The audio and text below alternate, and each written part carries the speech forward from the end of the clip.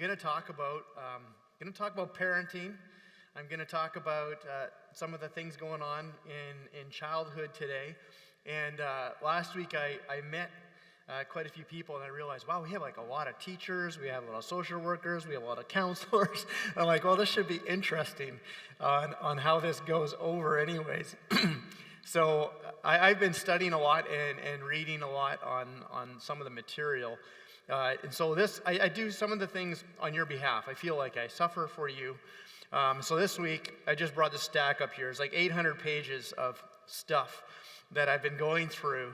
And a lot of it actually isn't Christian-based learning in the sense, because what's happening right now in our society is a lot of rediscovery of what's going on with our kids and what's going on with our youth. And obviously something is not happening the way that we thought it would.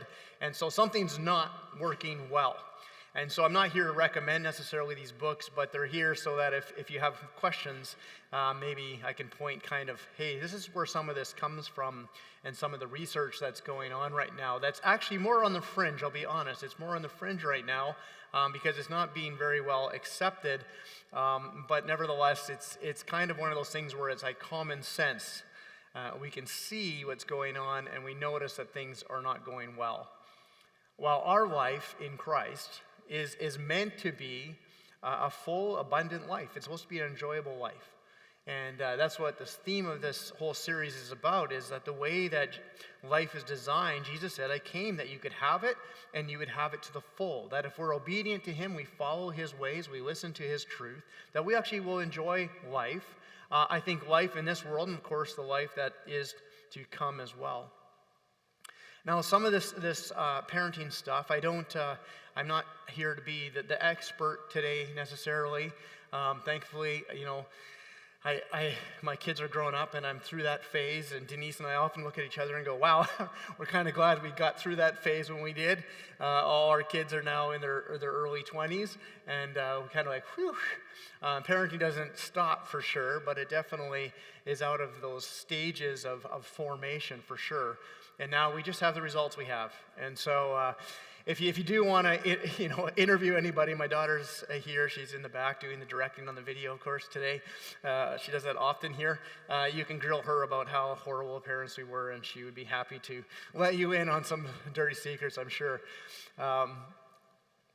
But sharing this topic is important because not only is it part of community life, but it's actually something that we all have to go through individually. You all went through it. And we have responsibility for the next generations, again, to bring them up in the way of the Lord, bring them up in community, in the church, and support one another through that. And so one of the things that is definitely important for you to understand that children is a construction zone. It is start of this construction phase. Like, that's what childhood is. And yes, parent supervision is required. And that sounds silly, except I really need that to land today. If you are a parent or going to be a parent, you are needed in your child's life to be the key person that's giving supervision. That is a biblical approach, and we want to look at that a little bit today.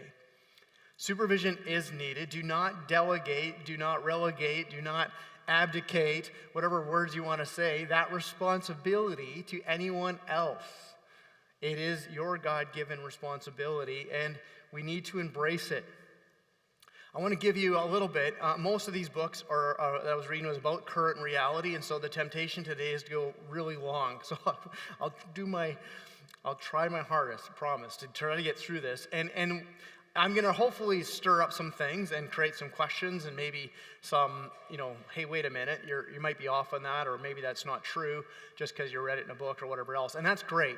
One of the things Denise and I are going to be doing is actually hosting a parent group for parents starting this Wednesday night. So what we're doing is we're going to meet here at the church And this isn't so everybody comes to a group. I'm just saying, if you have questions, you want to wrestle some things, it's not that I'm going to be teaching on parenting, but it's going to be a group where we wrestle this out together. And so it's purposely designed to be on clubs night and junior high youth night. And so if you drop those kids off and you do want to hang out, or you're not even dropping those kids off and you want to hang out, we're going to be here. We haven't figured out how many people or what kind of space we'll need, but we are going to be here on Wednesday nights going forward for a while. So the current reality, and what was interesting about some of the research I did was the research really focused on the last decade or 15 years. And whenever you do research, of course, it's always a few years behind. And what I like about this research, and these books, one of them, no, I think both were actually written in like 2022, 2023, after COVID, but what they wanted to make sure was understood is that their understanding and their research actually had nothing to do with COVID. And so what you hear today is often a lot of things like, well, COVID did this, COVID did this to our kids, or COVID, and they're saying, no. Something dramatically was going wrong before COVID. COVID didn't help, but that's not what happened. And so when they look at the stats, they're very, very scary. And so in the last 10 years, teen depression, for example, is up 152%. Things like that. Anxiety is up 134% in children. Loneliness is up, fear is up, mental health diagnosis, between 35 to 50% of all kids in school have some kind of tag next to their name of some kind of diagnosis that they have. And hope is down, hope for the future. There's no longer anticipation with kids about simple things, whether just growing up. They're actually afraid of growing up. They don't want to grow up. They're not excited about getting their driver's license anymore. They're not excited about going to work. They're not excited about adulting at all. In fact, it's very fearful for them. And so that's really a big kind of surprise of something's wrong. And I'm going to give you a lot of conclusions that you're going to be like, well, I want to know more about that, but this is not a psychology course today, so I don't want to dive into it. Some of their conclusions of why this is from a worldly perspective. Remember, this is from a worldly perspective of most of what I'm giving you right now, and then we'll look at biblical.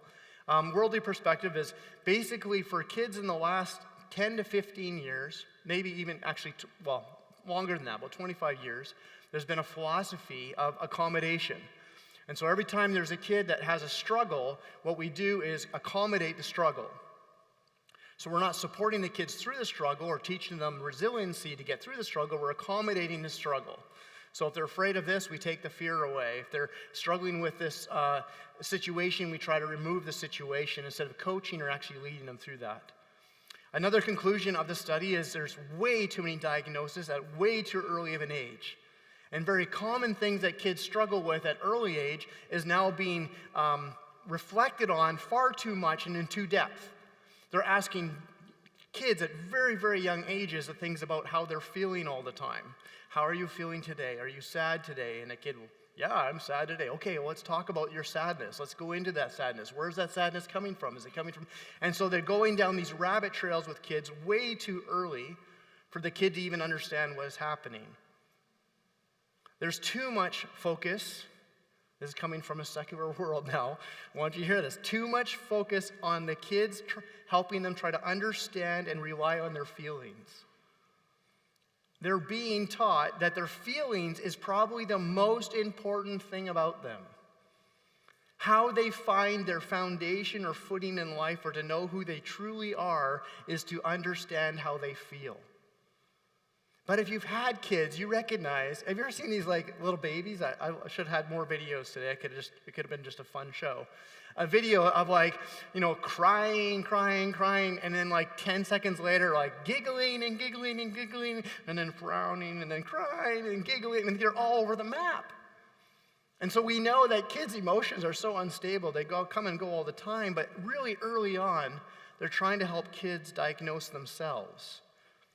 And so the therapy, one of the books called Bad Therapy, and this is from psychologists saying basically kids are way too much into therapy.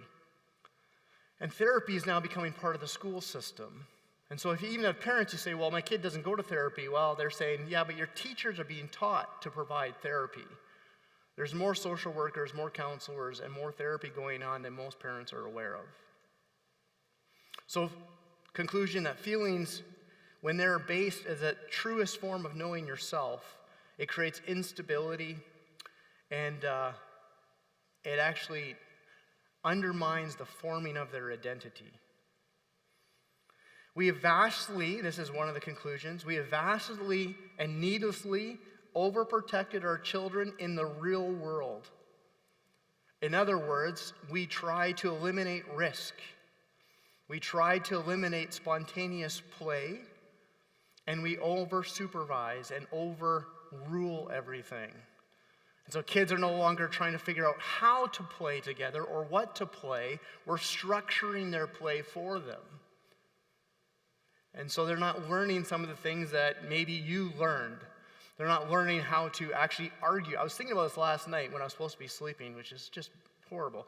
But I was reflecting on a lot of things as a kid, and I can't talk about all these things, but I actually got really excited about, wow, there's so many good stories here.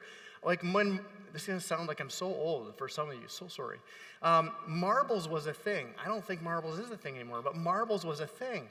And these little kids, I was a tiny little kid, and I remember it was a negotiating tactic. You had to decide whose marble was worth more and how many times I had to hit your marble or you get my marble. And so we had to evaluate and we had to negotiate the rules of the play. Like all recess, we were negotiating, King of the Castle and tag and smacking balls against walls and trying to figure out the rules to make it fair. And when someone wasn't being fair, we didn't play with them anymore. And then they got isolated. And then they learned that if I don't play fair, I don't get isolated. All that was done without supervision. And now they go out and it's like, here's all the rules that you must abide by and go have fun. And there's no fun in it. So that was a huge conclusion, was kids are not experiencing a lot of the things that you used to take for granted, that you had to figure out how to navigate. We're treating our kids, basic bottom line, by these psychologists. We're not giving enough credit for what they can actually handle. I looked, and it was funny. There's a reality show that's been out in Japan. And it's had like 15 years of success, and it just wouldn't fly here. I think they're trying it. They're going to try it out. And it's this whole idea called old enough. And they take, this will be hard on your head, they take, if you haven't heard about it, 2-year-olds to 5-year-olds. 2-year-olds and to 5-year-olds, and they give them adult tasks. And then they, of course, film them to see how they handle it. And so I don't know if we got the audio on here for you, but we'll try it out. Japanese TV series. I need you to buy 3 things. You're going to help me scrub the frog pen. And buy some food so you and Abba can eat.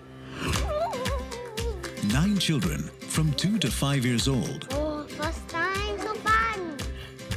Are you alright? Will be given a chance to be independent. Means that you're going to rich. Good job. Hi, I need to go to my house.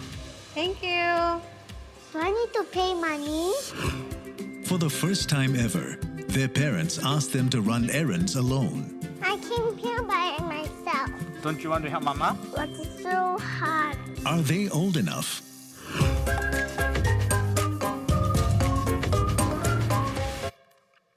It's fascinating stuff about the struggle or the learning process of a child and how they actually learn things through, of course, being outside of their comfort zone. And the more they reflected on it, they realized that, and you've maybe seen this, maybe you've seen your grandkids or kids or stuffing, there's always an age in which the child wants to do things that you don't think they're old enough to do, right? So I started thinking about my own kids and stuff. Like, I used to, for example, my dad's watching, my mom's watching, so they'll correct me, but I'm pretty sure I mowed our lawn with like a whirling blade near my feet, right? At 8 years old. I'm pretty sure that was when I was mowing the lawn. And I remember my boys, I was like, no, this is dangerous. You're not gonna mow it when you want to. And when I finally felt they were ready, guess what happened? They didn't want to. And what they're saying is that a child naturally wants to do things they know are beyond their ability. They want to do it beyond this idea of risk, that you could trust me with this even though I know I can't do it. And there's a little bit of guide there. And they'll say, even with a child and their bike, for example, they'll set up a bike ramp, right? And then they'll go over it and jump it. What does the child do right after they finish doing that? Make it higher.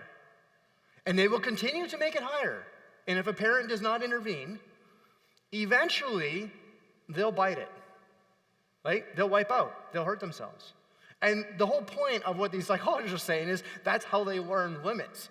That's actually how they learn how things work. That's actually how they learn what they can and cannot do, is by doing things they cannot do to the point where something happens.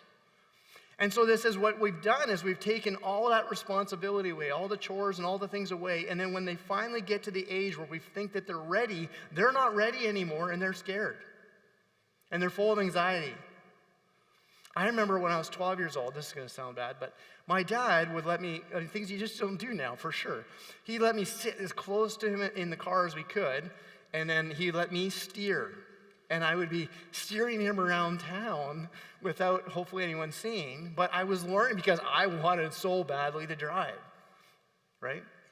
In the church parking lot, I swear I almost probably killed people, because at 12, I had the keys after church, and I would drive and repark the car for fun. I became a very good parker because of it. Before I ever had my license, I could move cars around. I don't think the other congregation members knew, and they probably, or they did, and I don't know how they tolerated it. The point is this: that's no longer true with most of the ways that we raise our kids.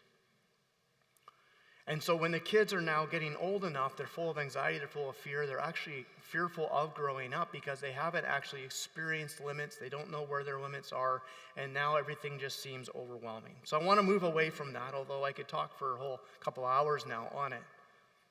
So we can debrief at the parenting, because there's so much in there that is scary to talk about, but I think there's something to talk about. Ephesians 5, we said this verse already, and I'll probably bring it up a few times, that we're supposed to live life differently. We're supposed to live life with a sense of responsibility. Because we're connected to truth and God's word and God's spirit, and because we're in a relationship with him, we live differently. We live with a different sense of life. Life is not actually about us. Life is a sense of responsibility, that there's something we've been given to be responsible for. And so we don't live life like everyone else because we know the meaning of life. We know what it's all about. Now I'm going to go to one of the parent passages here, and I'm going to read it to you, and it's going to be that scary. They're all, actually, almost every parent passage has the word discipline in it. So we'll figure this out maybe later, maybe today, maybe now. I don't know how we're going to figure this out. My child, don't ignore it when the Lord disciplines you, and don't be discouraged when he corrects you. So this is the concept of what discipline is. So he's talking to adults, and he's saying, hey, God's going to discipline you. That's what he's going to do. Why is he going to do that? Well, he disciplines you. Why? Because he loves you. And he punishes those he accepts as his children. So his whole point is, look, you're going to experience from God in your adult life his discipline, his correction. And he's going to do that because he loves you enough that he knows that you need to move away from self to selfless person. You need to become mature, grown up in your faith. You need to trust God. And you need to love other people better. You need to love God. That's why he's going to discipline your character. He's going to help shape you into the person you need to become. And his example for today is a little bit different, but his example is, hey, you did this. So endure this divine discipline. Remember that God's treating you as kids, right? So who ever heard of a child who was never disciplined? No, all of us are like, back then it was like probably unheard of, but for now we'd be like, well, I think there's a few I could name. If God doesn't discipline you as he does all his children, it means that you're illegitimate and you're not really his children. He's like, God would never not discipline you. Of course he'll discipline you. If he doesn't discipline you, he doesn't love you. You're not his kid. So this is concept that you have to get in your head. So then he goes on. For our earthly fathers, mothers, disciplined us for a few years, doing the best they knew how. So that's a good thing to hear. Like, you just do your best. There you go. Release everything else. Just do your best. But God disciplines is always right and good, for it means that, of course, we will share in his holiness. In other words, we'll become like him. No discipline is enjoyable while it's happening. There's a good definition. So what's discipline? A not enjoyable experience. So now you can reframe that however you want. My wife's probably dying 1,000 deaths saying, please don't say spank your kids. But I'm just going to say, what we do know about discipline is this: it's not an enjoyable experience. Whatever that looks like, it's painful. Now, that could be all different kinds of painful, but it's painful. But afterward, there'll be a quiet harvest of right living for those who are trained in this way. Fascinating. So discipline is something we endure that helps us mature and become who we're supposed to become. It's not a pleasant experience, but it happens to us so that we will know how to live in the right way. So discipline in parenting is kind of like a silly sign that we have to say today. It's like a sign. Have you ever seen this sign? I took this off of a real picture of a real sign.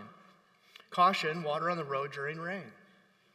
So I will just say, caution, parenting will involve discipline. Your children need it. So it's like it should be seen that dumb. Of course they will. That's what Scripture's saying.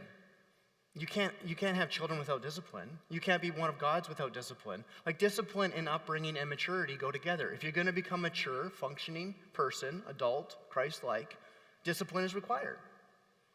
It's as silly as, yes, there's water on the road when it rains.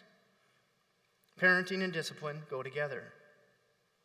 Right now, we know that children, like never before, are full of anxiety, depression, confusion, and fear. Incredibly slow rate for them to become mature. They don't go into independent mode very easily. They often will say, and this isn't a bad thing, some young adults are here, or my daughter's here. They often say a young adult typically now returns home 3 to 4 times after they move out the first time. It's like, try that again. Boop, they come back. Try that again. Sometimes they come back with kids. Try that again. That's just what's happening, and it's slowing down. It's slowing down. They're not desiring independence the way that they used to. So we want to move on. What is the goal of childhood? What is the goal and purpose of parenting then? And this is where I think foundationally we have to really think this through, is this idea that the goal is actually to become mature. A biblical responsibility is adulthood. Adulthood or maturity in Scripture, though, actually involves a couple of things. That the goal and the purpose of parenting, the goal of childhood, is to become a person who is responsible, able to love others well, and able to love God well. That would be the biblical definition of maturity. What is maturity? The person who knows how to love others and love God well. So the purpose of parenting, biblical parenting in a Christian perspective, in a Christian community, is how do we help our kids learn to love others well and love God well? That would be the purpose. It's why we need a Christian community to help us through that. The purpose and goal of parenting is not for them to enjoy everything that you didn't get to enjoy when you were a kid, or to experience everything that you wish you would have got to experience when you were a kid. Often parents have gone down that road to think the goal of parenting is then to remove any obstacles or any harm or anything that could come against them. Protect them at all costs so they don't experience some of the negative side effects of life. But in the process of giving them everything you ever wanted when you were a kid and taking away all the hardships of everything you ever experienced as a kid has turned out for kids to not grow into maturity but become selfful, and very fragile at the same time. They've not become resilient people. And I'll use the word, I wasn't planning to, but they become very spoiled people. I mean, I dreamed, and this wasn't a bad experience for us as a family, but I dreamed all the time as a kid. I remember when we'd be driving down the road, and I'd be in the back seat, and I would try to imagine myself on a dirt bike in the ditch. And then I'd be, and I'd jump over that, and then I'd go there. I would do that. That was play in my head. So when my kids were old enough, the first thing I wanted to do was to get them a dirt bike. That was my dream for me. So I thought that would be, it was awesome, by the way. We got dirt bikes. It was awesome. It was just as awesome as I thought it was as a kid. It really was. But that's kind of our default then as a parent to say, wow, what did I always want? You know what I pictured in the vehicle? If you were my age, what did you always, I looked at the back seat of my parents' seat all the time, and I pictured there being something there. A TV. Something I could look at, a screen. I thought, man, we're driving for hours and hours and hours. Wouldn't it be amazing to not have to talk to my sister, but I actually could watch TV? And now, guess what happened? Those kids developed these things. Of course they did. And now we have screens everywhere. But the goal of parenting is not to give children everything we ever dreamed we could give them and then remove every hardship. But it's actually to prepare them for maturity. And unfortunately, what the studies are saying, in our attempts to actually serve our kids, we've actually hindered the development of maturity. Good intentions have not produced the results that we had hoped they would produce. We actually have kids and young adults that are selfish, self-centered, self-serving, often cannot take correction from teachers, cannot take correction from employers, quitting jobs constantly, looking for the ultimate goal that they were taught by their parents, whether they said it or not, was to be happy. And they went to work and they weren't happy. Go figure. Part of the process of adulting, here you wonder what the definition of adulting is? When we say that, well, that's adulting. What does adulting mean? It's a word we made up to mean this. You do it anyways. When you adult, it means this. I don't want to, but I do. I don't want to get up, but I do. I don't want to go to work, but I do. I do it despite how I feel. The problem with children today that we've raised is said, if you don't feel like it, Johnny, you don't have to. I remember when I said to my mom, I'm not enjoying youth group. I don't want to go. And she said, well, you're going, so you have a choice. You can make youth group better. Oh, but you're going.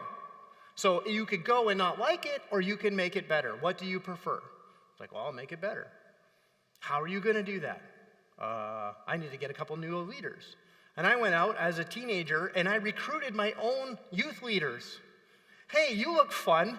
Will you come lead the youth group? It worked amazingly. They've never had it. They're like, okay.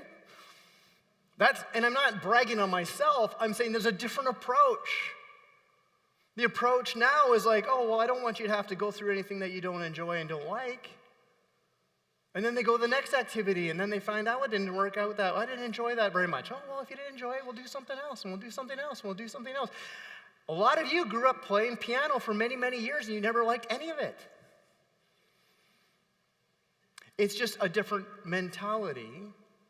And what I'm suggesting is that the goal of parents is to bring maturity and adultness. And adultness isn't about based on how you feel every day. It's about responsibility. You're able to respond to something and learn and grow from that. So our role as a parent is to guide and direct them through the process of discipline. So I want to take that word, I want to lighten it up by the end of the day. A lot of you are scared of this word. But listen to what it's saying in Proverbs. There's 2 verses, I put them together. Famous verses. I remember in our kids' ministry in the first church I was at, they actually painted this on the wall in the children's department. I'm not so sure that's a good idea anymore. But anyways, direct your children onto the right path, and when they are older, they will not leave it. It's a great verse. It's a great purpose statement.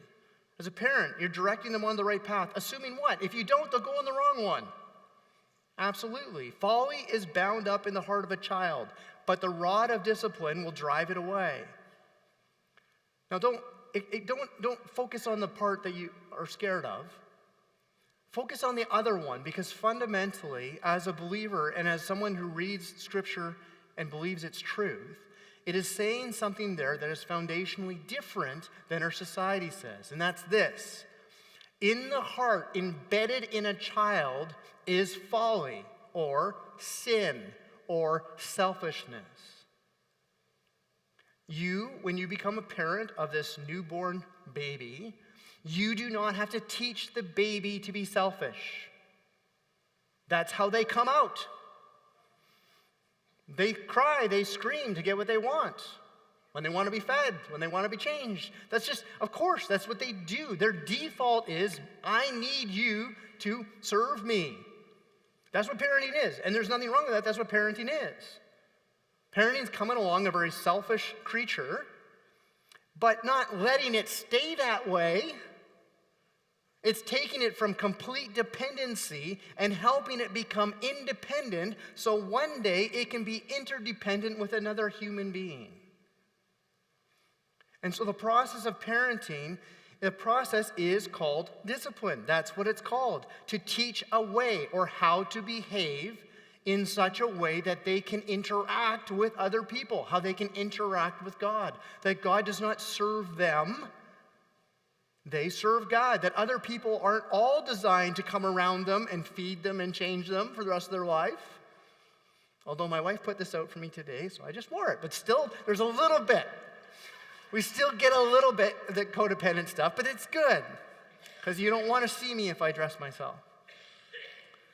But this idea of discipline is the same word as disciple. I want you to understand that. That's what Jesus had. He had disciples. He disciplined them, discipled them in the way to walk in relationship to other people and in the relationship with God. If they were left to themselves, and we see evidence of this, they're selfish. They're thinking about the kingdom and riches and power and prestige and, wow, this is amazing, and I'm going to sit on a throne with Jesus one day, and we're going to take over these Romans, and we're going to, they think about self. And so the discipleship process to disciple was to teach them not to think about self, but to think of others' interests as more important than themselves. Philippians 2 we looked at last week. You, if you have kids or grandkids, gotta be careful, talk about grandkids, we'll try to fit that in today somehow. You have disciples. You have disciples. And they need to be taught how to put away selfishness and how to interact and put others first. If they don't learn that, they will never learn to be interdependent. They will never know how to have a marriage, how to have neighbors, how to have their own kids, how to have relationships, how to work in a workplace when the boss is a jerk. They won't learn how to do that unless they go through the process of discipline or to be discipled. So direct your children, help them figure out how to go. So I want to go through this real quick. I'm going to keep saying that word and then maybe it'll happen real quick. So, authoritarian. That's not what we're trying to do as parents, and maybe some of you are afraid that that's what Scripture produces. It does not. Truth of God's Word does not produce that, because leaders and parents are called also to put others ahead of themselves. So a good leader is not an authoritarian, but they have authority. And so in our world, we have a problem because it's very close to the same, and so we just throw it out. But authoritarian is very controlling, it's disconnected emotionally, it's demanding, it's strict, and it usually has more to do with them than the other person. And if you had a parent like that, that's why you're nervous. It's like, I think they're parenting. My behavior had a lot more to do with them and what they looked like than it had to do with my development. And so we threw, can I use that phrase when I'm talking about kids? Baby with the bathwater. We threw it out, the word, completely. But Colossians says, children, you need to obey your parents, for this pleases the Lord. But fathers, do not aggravate your children. Do not overexert your authority. Don't do this or they'll become discouraged. If your children can't make progress, or you're overcritical, or you're over-criticize them, you don't let them fail. So if you're going to let your child do things that they're not capable of doing yet, they're going to fail. And in their failure, don't discourage them. Don't attack them for their failure, or they'll become discouraged and they won't want to try again. They won't grow up. So there's a risk if you're an authoritarian as a parent, your children's still not growing up. But we've gone all the way the other way, so we've gone permissive. And parenting right now typically is being told, and I'm saying this not to attack parents, so I should, good, I'm glad that popped in my head. This is not an attack on parenting. This is what society is telling you to do as a parent. This is what the school is telling you. This is what the social worker's been telling you. This is what the psychologist is telling you. This is what Google was telling you. This is what they're telling you. So you don't need to feel bad as a parent. What I'm trying to say is they're starting to realize all their expert advice isn't working. If COVID taught us anything, we should question expert advice a lot more. Especially when you get expert advice from people that don't have kids, which a lot of them don't have kids. Permissive. Happiness is the goal.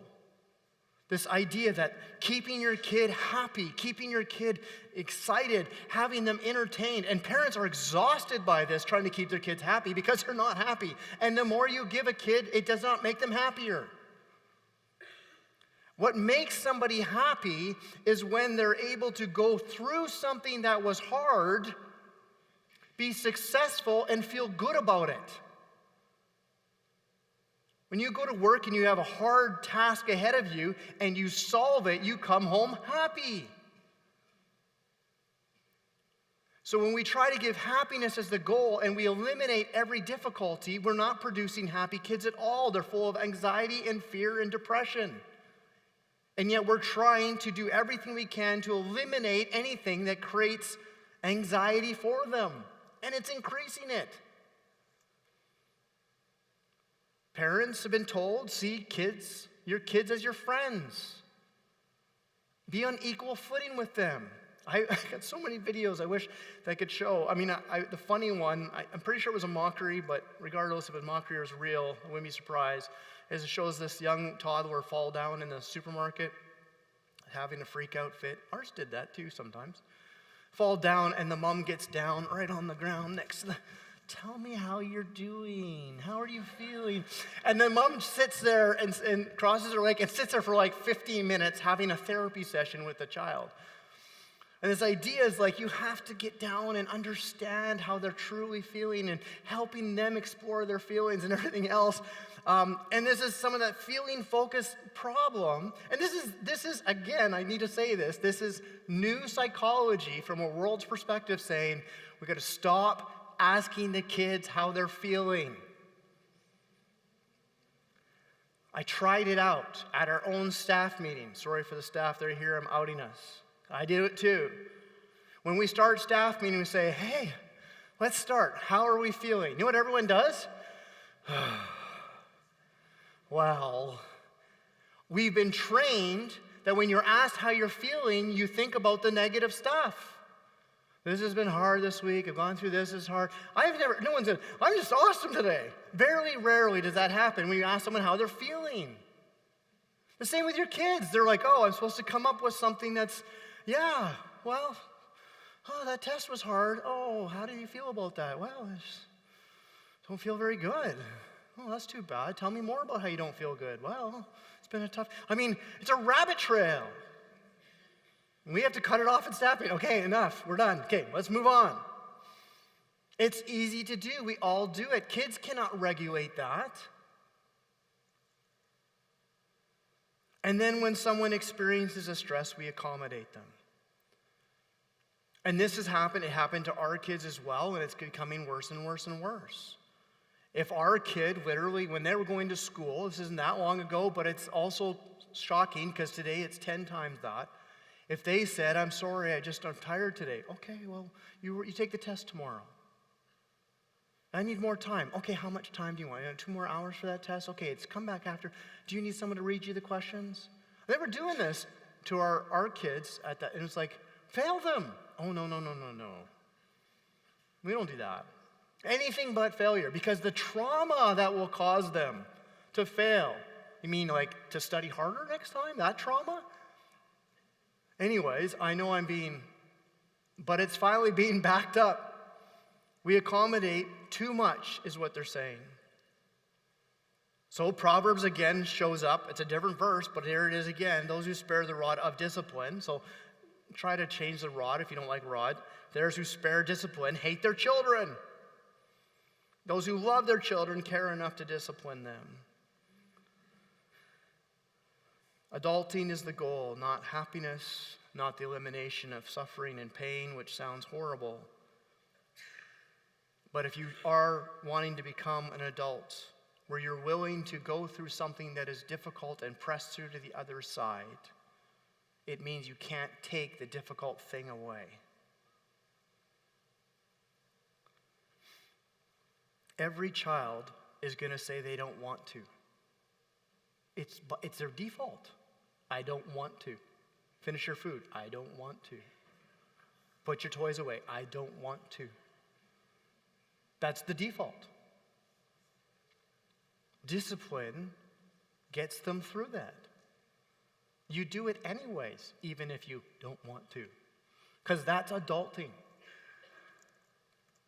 So we go in the middle. We say, parents are authoritative. And I need you to hear this again, parents, because you're in a society right now that wants to say there's experts out there who are better understanding your children than you are. That's not the truth. You are the authority on your child. Do not let someone else become the authority over your child. Pastor, youth pastor, sponsor, coach, teacher, or psychologist. Do not give them the authority over your child. They simply need to be loved, warmth, and love is consistent. They need to be guided and directed. They need disciplining, and they need limits. Limits are, there's lines. This is what you don't cross. This is what you don't do. And if they're clear and you're not disciplining out of emotion, but you're disciplining out of values and limits, then you can control your emotion and simply act out the discipline. But if you don't know and your child doesn't know what the limits are in their behavior and actions around eating or treating other people or play time with other people, or if they don't know what the limits are, they will push and push and push at all times. That's actually how they discover limits. It's like them jumping over the jump. It's how they play together. It's how they learn their limits.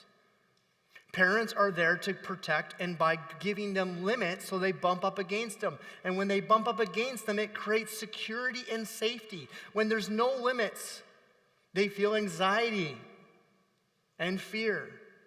And so setting clarity and limits is so important, because if they're clear and you communicate and you say, this is the limit, this is what you need to do or not do, and this is what's going to happen if you do that, if there's clarity in that, it gives them control. Where disciplining goes bad is when they don't know what the limit is and you haven't set it and they cross it and you're just angry at this point and you discipline because they did something you didn't want them to do. And so consistency in limits, consistency in behavior, making sure everyone understands, even at little ages, they can understand what the limits are. Then when they cross them, you simply act out discipline. Not in the emotion of it, but because it's a value that they needed to know. They did know, and they chose it. Now, as a kid, I remember, my parents watching, sorry, every really bad spanking I got some. I remember them, and when I reflected on them, I didn't go to counseling, because when I reflected on them, I remembered the limits. I remember being told, Sean, if you do this again and do that, this is what happens. And I did it. Most kids will. And then I got the consequences, the discipline, but I was in control of that. So I don't look back at my parents and go, well, that was irrational. It was very rational. I look back at those moments and go, why would I do that again and again and again? Like, why did I do that? I knew. I did it. I was in control. I learned limits. I learned I have control of experiencing freedom and pain. I'm not advocating for pain and discipline. I'm just saying that's what I learned. And sometimes, as a child, you choose it. You choose to hit the limit. You will. That's what children do. But that's what we're talking about, and children need it. Now, I need to move forward, so I know, shoot. Okay, here we go. Early years, here's all I want you to know, and we'll debrief this if you all show up, we're in trouble. But on Wednesday night, parents, you have control of 3 key relationships from the very early age. Their relationship with family, their relationship with their friends, and their relationship with God. When the kid is under like 6, I'll just making that up, but it's in the book, about 6, they change things, but about 6, up until that point, that kid has no choice in any of those things. Now, today they're saying you should give your kids choices away. They didn't. You pick, when they're 2 years old and they're having a birthday party, guess who invites the friends? You do. You pick their friends for them. These are your friends. Here they are. Celebrate together. That is actually what parenting does. So when you're picking the friends, pick the friends well. You get to pick who your kid's spending time with at those ages. So pick, choose, have control, direct control. You get to choose when they pray. You get to choose the stories, the Bible stories. You get to choose these things. You have direct, absolute control. Use it. They don't get to decide. I have bumped into parents, and it's silly things like, well, all my kids eat at different times. And I'm sorry if that's your, no one here told me this, so if that's your story, I just looked at it and I went, that's odd. Well, that one likes to eat at different times than that one. I'm like, they have a choice? I never thought of that as a kid. Like, they have a choice. Yeah, and that one doesn't eat this, so I make 2 meals and they eat at different times. And I look at these parents are exhausted, and I'm like, you're giving your kids way too much control of that knob. You have control. Bedtimes. Well, they like to stay up late. They don't choose that. You're choosing it. So when you have control and you can, use it. But here's the thing what parents need to learn is that over the years, you have to let go of control. And some parents keep the knob cranked. Nope, control. That doesn't work. Because as they mature, you have to give them more independence, more freedom so they can self-learn. And so the art of parenting is use the control when you can and you should, and slowly let up until it's 0. When they're adults and mature, you no longer control.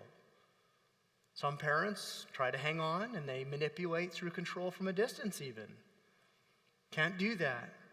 Parenting is moving from control from a young age to an old age. I want to go to where we're going to end.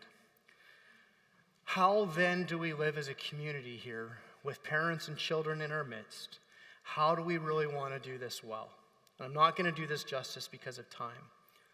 But even in these books, I have them here because this is the world coming to realization. Here's what they say. Dear parent, you are up against a huge obstacle. There's been never more social workers, psychologists at the ready of your kids. All the teachers are being trained to be more in tune and helping kids understand their emotional health and basically providing therapy. You are up against it. Society wants to therapy your kids. You need to be the authority in your kid's life. It's the first thing they're saying. The next thing they say is this, and they don't even know it. Of course, this church doesn't come up. They think a lot of them we evolved from a little amoeba thing, you see. So don't read them thinking I'm recommending them, but you have to listen to their research. They're saying what you have to do, and it's so hard to find, you need to find a community. You need to find other parents who are willing to be safe places for your kids to learn how to play and interact with adults, seniors, other ages, other infants. You need to be able to entrust your kids to be unsupervised in that scary world. So the best thing to do is partner up, link up with other families, other people who are willing to let their kids explore and play together. The safety comes from the community relationship. The church is the answer to these things.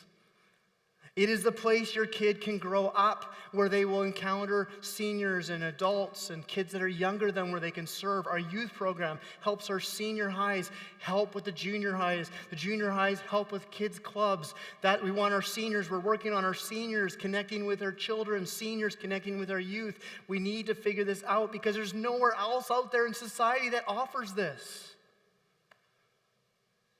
We're not just a kids' clubs. We have kids' clubs, but we're not just that. We're not an organization that takes a segment of society and says, this is what we do. We are a full life from birth to death community.